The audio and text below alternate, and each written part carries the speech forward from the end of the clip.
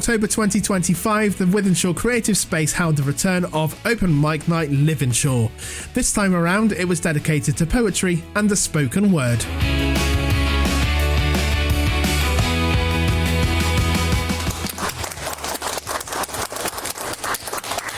The first person we've got up tonight is a real favourite and a veteran of these events. We've got Ali Davenport.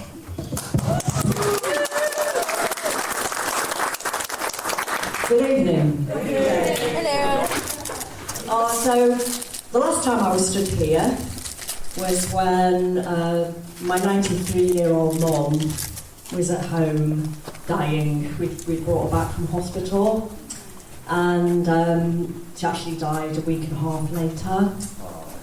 And although I miss her loads, I wasn't really sad that she went, because it very much felt about the cycle of life. And we joked about her death for a few years. It was our main source of humour. I used to stay over on Saturday nights, and I'd go in her bedroom on Sunday morning and always say, "Are you still alive?" And she'd go, "Yes, I'm still alive."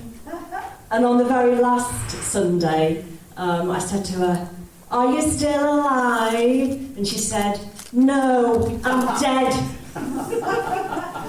So I thought this evening I'd share some poems that are about the cycle of life. And I think especially at this time of year, we're going into winter, there's a real sense of the seasons changing. So I thought I'd share some poems that are about that, and about our connection with the land, and our connection with each other, and with the ancestors. Who likes soup? Yeah. Making soup comforts me. Knife against wood as I chop. The feel of vegetables, some coarse, others smooth in my gathering hands as I offer them to the pot like a white witch with her broom. We've made soup for centuries, conjuring our ancestors with every broth.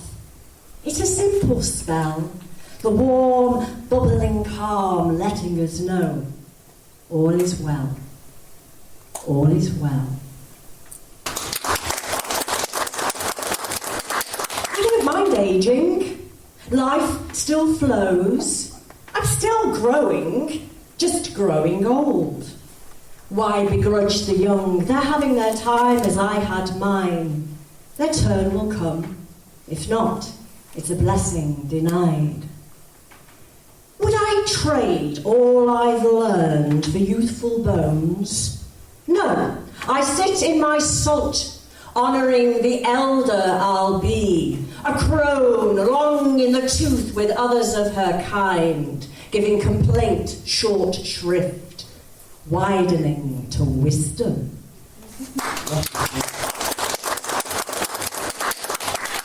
In these uncertain times, trust the roundel of the day, that earth turns and dawn comes after night. Trust the year's ring, spring, green and bursting seed, swelling into summer robes before the letting go. Be sure that life beats underground in wintertide.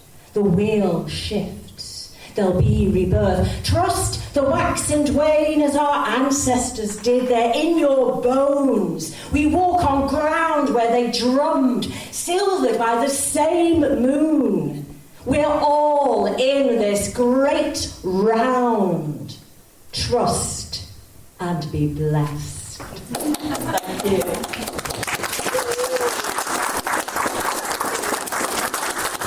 I'm going to finish by reading my writing on Sawain. I knew Sawain as Halloween. I loved it as a child, out in the witchy darkness. It was a time of mist and fire smoke, of toffee apple tang on the tongue. Now I'm on the earth pathway, the magic has returned. I redecorate my fireplace, pumpkins appear as the autumnal orange deepens. There is purple too, for female sovereignty and sisterhood. I honour the witch in me with a handmade broom, and with wands, some wood, other stone, finds of mine. I have learnt the true story of the witches, what happened in the burning times, and remember the persecuted with a medicine spoon. The ghosts of Halloween have become the ancestors. As night draws deep, I light a red candle in their honour, drum through my roots to a time of standing stone and further back to the primal hearth. The drum sings its ancestral song. We are all connected. Blessed Samhain. Thank you.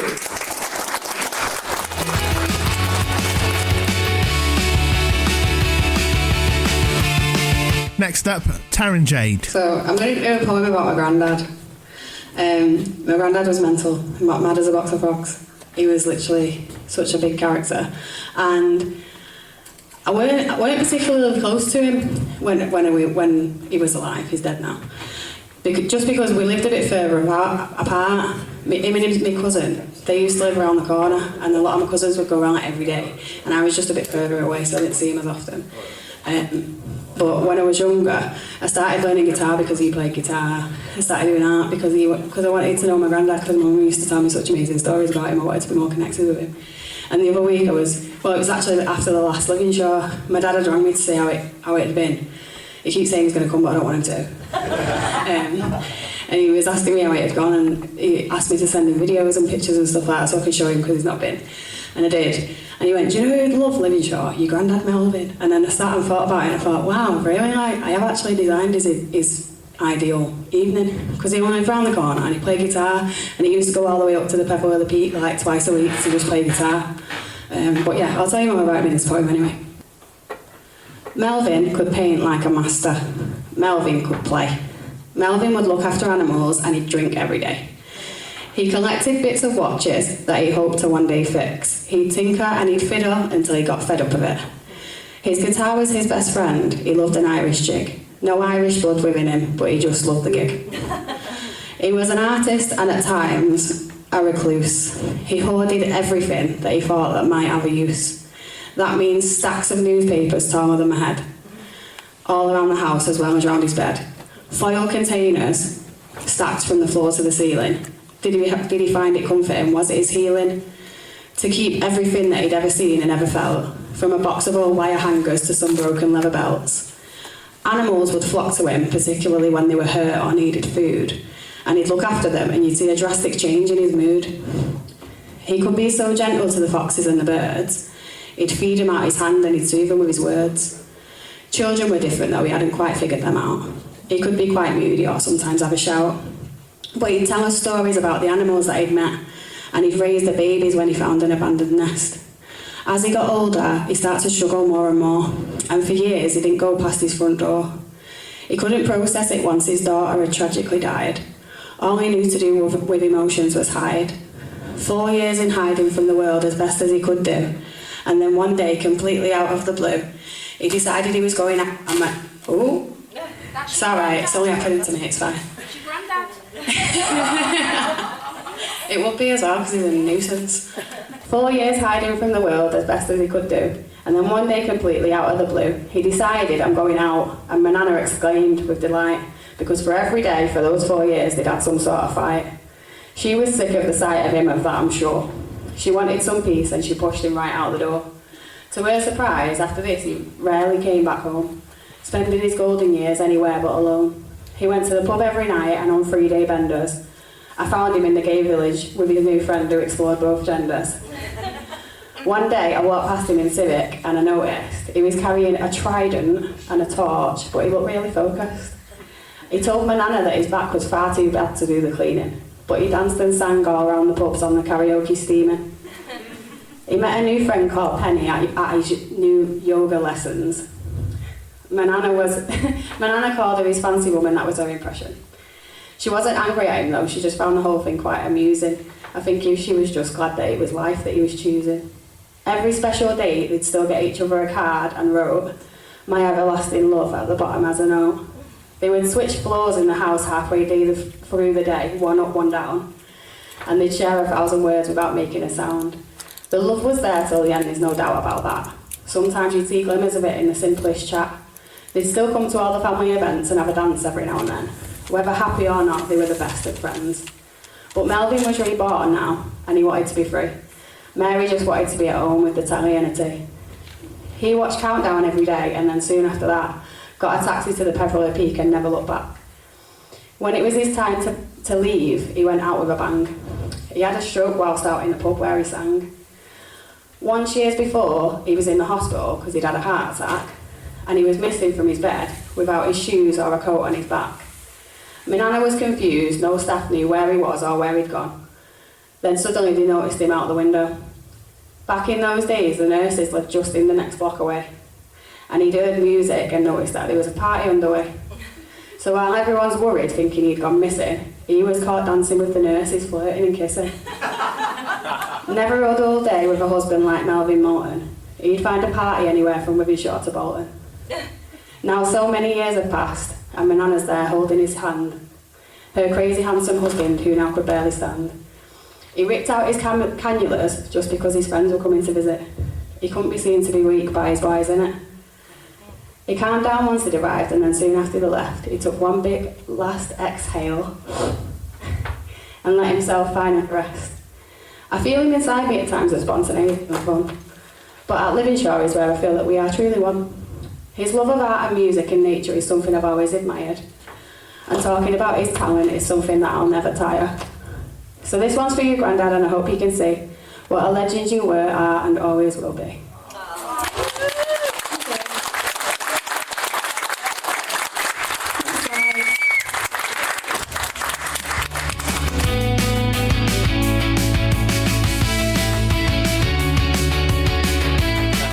Next up, completely change of course.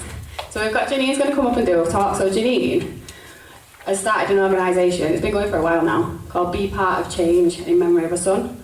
And as you know at Liveinshawe, if you've ever been before, we always try and it's about the community, that's why we're here. So we want people to be able to use this stage to say their story, say what their passion is and what their motive is and what their aim is, goals, dreams, why, purpose. Come and get it off your chest. And yeah, there's somebody that has got a really important message to spread, and she's doing it so well. She's just won an award. It's not even a first award. Yeah, award-winning organisation. You've done them so proud already. But yeah, I'm going to invite Janine up to the stage and she can tell you more about what she does and what.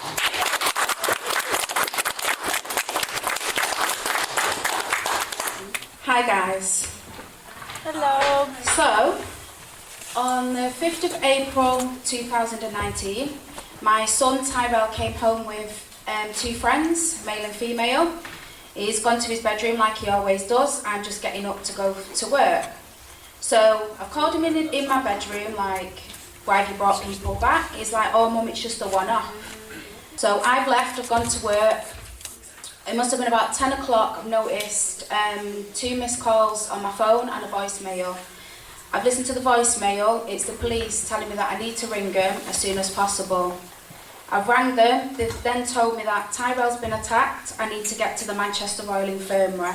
Tyrell had been stabbed in his side, he stopped breathing at home for 24 minutes. A surgeon come in the room, took us into another room where he told us that there was nothing else he could do for Tyrell. So I'm like, okay, I just want to see my son, can I go and see him? So they took us to the theatre where Tyrell's lay on the theatre bed with a sheet pulled right up to his neck. I couldn't touch his hands or anything like that. The only thing I could do was touch and kiss his face, tell him I love him, I'm sorry that happened to him. And then at 5:15 that Friday, Tyrell sadly passed away. He's thought that his friend at 17 has gone downstairs to leave. What he's done is he's gone in my kitchen, got my kitchen knife. Tyrell's then come down the stairs, they've met each other at the front door, they've had a little bit of a debate at the front door, he's walked off to the front gate. The person who killed Tyrell come back and stabbed my son. He got manslaughter, 7 years, 4 months. He was out in 3.5 years, so we got out in December 2022. He got a recall in December 23, where he's now back in prison. A year later, me being a diabetic, the doctor prescribed me some tablets. I took them for about 10 days. I woke up feeling really unwell one morning. I said to my younger son, I don't feel right, something's wrong. The next day my friends come round. I've managed to get up out of bed, throw her the keys to get in the house. She's phoned the ambulance. That's when they took me in. I had bilateral pneumonia, diabetic ketoacidosis, so all my organs were shutting down because they was poisoned. My family was called to come and say goodbye, nothing else they could do for me. By chance, a surgeon come on with an ECMO machine and said 50-50. I'm here today. I believe my son saved me for a reason. So I set up Be Part of Change after that in memory of my son Tyrell, where we raise awareness to ripple effect and prevention of knife crime. We have the Ty Talks workshops where I go into schools, colleges, anything with youth groups, and I tell Tyrell's story, what I've just told you. Try and steer them away from picking up, carrying and using a knife. So I want to change the UK knife crime laws. There's no deterrent out there. This is why all these people just keep killing. So 30 years minimum sentence for murder or manslaughter. I found as well, if you're in a gang or associated with a gang, they'll lock you up for 25 years. Why is it not like that just for normal individuals like my son? I just don't think it's fair. I think if you kill someone, everyone should be getting the same amount of time. Thank you so much.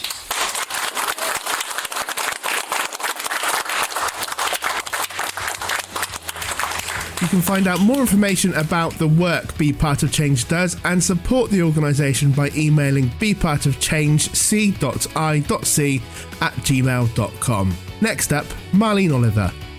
Did I hear you say you lived in Wythenshawe? Such a lovely place to be. Wonderful fashion shops and eateries, many to see. No, love. You've misunderstood. I said Wythenshawe, not too far from the airport. Wythenshawe? Oh, but what is there? Sorry, I took it you had a well-paid job, and as they say round where you live, had a fella with a bit of brass and a few bob. Have you not thought about moving to a more refined place? No, love. I'm fine living here. No need to put on a fancy voice and talk posh like you. There's good hospitals, buses all over, plenty of cheap shops. And any trouble, you're right near the cops. I've just put that together now.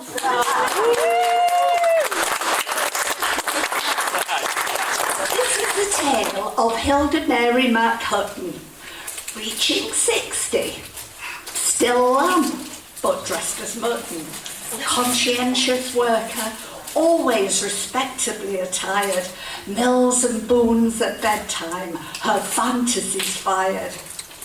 Home life for Hilda, exceptionally boring, except for acquired X-rates, blanking out husband's snoring.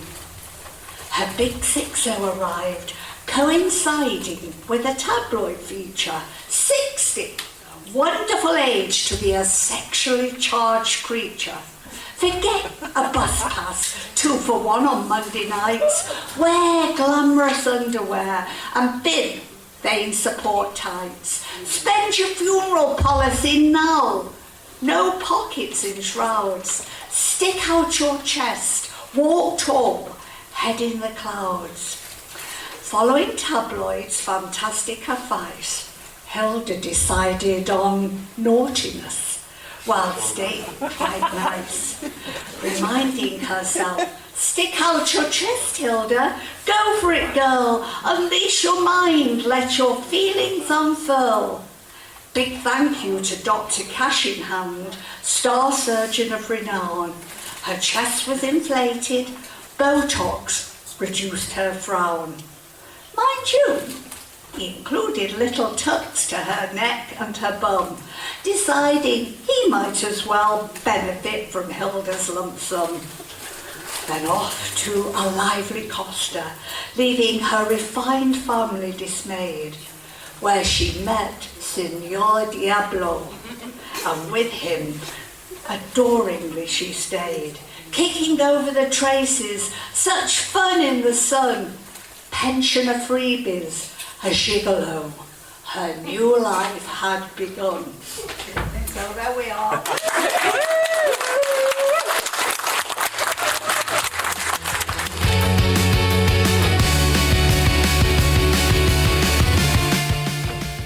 I don't know about you, but I'm getting scared now. Everything's an argument, everything's a row. Men versus women, left versus right, any given reason to have a good fight. There's no good for you, mate. It's always do bigger. There's always another reason to be twisted and bitter. You see, it's easier to be shitty, it's easier to be cold. It's simpler to just do exactly what you're told. Now, I don't blame you, because what have we got? Screens of various sizes to enable this rot. All the information, about 12% true. No time for a hobby, or any money for just you. A society where hate is overlooked in the name of order, as they feed you some bollocks about securing our borders. Now, I'm not a spiritual man, but I know this. What's going on globally is something we all might have to resist. Everyone, everyone has the right to exist. Now just think about literally anyone around you, in your circle of friends, all the love that surrounds you. Imagine all of that just being churned into hate, communities ripped apart by an authoritarian state. You see, dreams are the wheels of the engine of the revolution, to stop all the lies, all the corruption, all the pollution. Look at what's most common to entertain and to consume, the historically reoccurring events that somehow just bloom. Please connect the dots, see the patterns, see the master plan, that everything's linked to money, to resources and to land. There's no divine right. Crusades are not for the modern world. So don't be an echo, be a voice with something that should be heard. It's a cycle, a tiptoe, and it's totalitarian. So prove to Mother Nature that we aren't just barbarians. It's not about picking sides, freedom of speech or an opinion.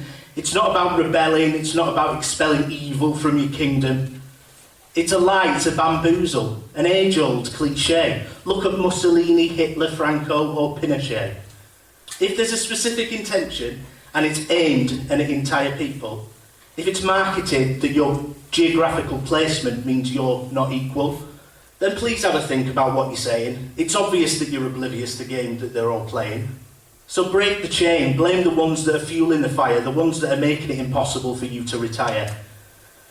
It's all a performance by the people from the same fucking gene pool. Every single one of them went to the same 5 private schools. Feel shame for blaming the neighbour over these parasites. Point the finger as they pander to the ones that really take away your rights. Go forth and think about the war they're really waging. Research exactly where our tax goes and really get enraged. And another thing, just to solidify my point, as this rant has been a bit prolonged, an observation in relation to what we find important and what we deem right and wrong. I should probably say this quietly, and I will only say this once, but at least one of our world leaders is definitely a nonce.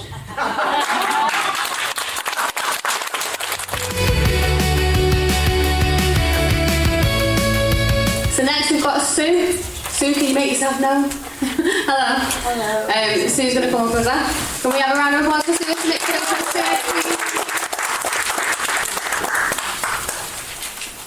This is called My Life is Shortened, to a great degree as well. I grew up in a slum, never thought I would amount to anyone. Life has been good, bad and sad. I would have said at one time, more good than bad. Happiness was something that I always had, even when I did feel bad. I've tried to learn by my mistakes and think I have. Life is what we all share. It's better to make the most of it whilst it's there. Everybody wants to get things done, but spare a thought for the lonely and isolated ones. If they can, they watch the world go by, wishing they could try, but physical health has passed them by. Some are lucky to have a sharp mind, others get worse with time. All of them need somebody in their lives who'll listen to their stories from days gone by. So while you're watching telly, spare a thought for the old and frail, whose every day is just the same, and try to make life better for them. Take time.